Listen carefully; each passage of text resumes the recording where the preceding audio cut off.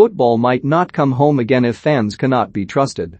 The memory of England in a first final in 55 years was tarnished by people too selfish to see they might have stopped the chance coming home again. We were a Marcus Rashford kick away from glory. That is what history will eventually tell us about Euro 2020. It was the summer that football nearly came home, the narrator of this great story of magic and joy, and then familiarity and pain will sigh. Of course, that isn't remotely true. Rashford did not have the decisive kick. The 23-year-old had just come onto the pitch specifically to take a penalty in the shootout against Italy, but his moment was to be one of consolidation, not celebration. Had he placed his shot an inch further in from the post, England would have built on Jordan Pickford's good work in denying Andrea Bellotti, but there would still have been work to do to actually turn those dreams into a reality. English football has a desperate and unhealthy need to pinpoint where things go right and wrong, and to rewrite history. Rashford's miss turned the tide, not only squandering the momentum, but handing it on a plate to the Azzurri, who grappled it tightly and didn't let go. As this story is told and retold in the years to come, immortalized in the style of Italia 90 and Euro 96, the Rashford moment will become isolated as the point when everything changed. Even those who peddle that narrative will not be blaming him, but it is so easy to focus on what could have happened had he scored that it becomes what would have happened. Pandemonium. History. Lots and lots of drunken marauding at 3 a.m. It was all waiting, greatness was waiting, but it wasn't to be. Pickford even saved again from Jorginho, but Jadon Sancho and Bukayo Saka both saw their kicks blocked by Gianluigi Donnarumma. What actually happened next, and even long before it, has painted a very different picture of England, the country, not the team, and even condemned it. The place to start is at the end, when Rashford, Sancho and Saka proved themselves and their teammates correct. After a month of taking the knee in a bid to show support for the fight against racism and being booed for it by sections of their own fans, at the end of it all, they showed exactly why it was so necessary.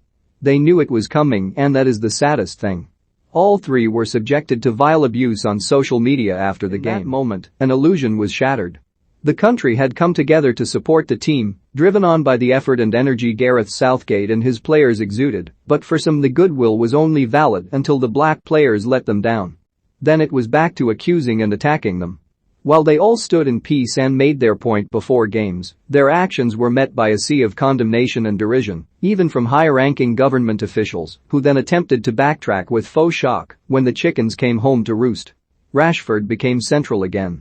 The nauseating bandwagon of political commentators who had criticized and shown no interest in the team before they sensed a chance to claim their slice of the glory spotted another opportunity.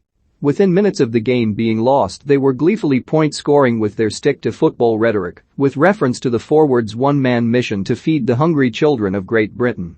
His mural, unveiled as a direct response to such brilliant humanitarian action, was then defaced with racist paraphernalia. Once again, people rallied. The graffiti was covered up by more heartwarming messages of support, the kind that have met both Sancho and Saka in the aftermath. But the cold, harsh reality is England cannot live in denial anymore. Not for the first time, when the world was watching, the worst of it shone through.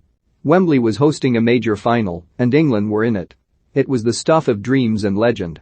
This was a generation's 1966, modernized by the pre-game hype and wave of excitement which brought everything to a standstill, neither having been present 55 years ago. But for thousands it was ruined, the trauma of seeing Wembley breached by people without tickets, of streets destroyed, of innocent fans and citizens caught up in a blaze of madness as the law and common sense were set aside, was more powerful than any good result could have been. Football in general has spent years attempting to clean up its act and its image, making itself safe, accessible and accepting for all, but when it mattered most it fell back into old habits.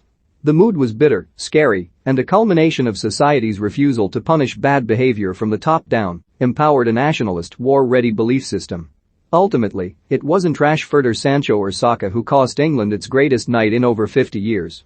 The hooliganism which has skirted around the edges of the team for years took center stage.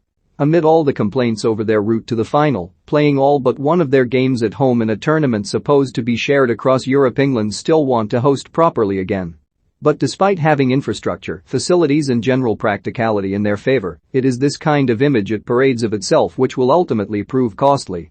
Over time, the story of this summer will be airbrushed and perfected, the heroes will be raised and the key moments scrutinized, each etched into folklore. But if the country wants to learn and grow and show what it truly can be, it must remember the horrors which brought an end to a brilliant ride.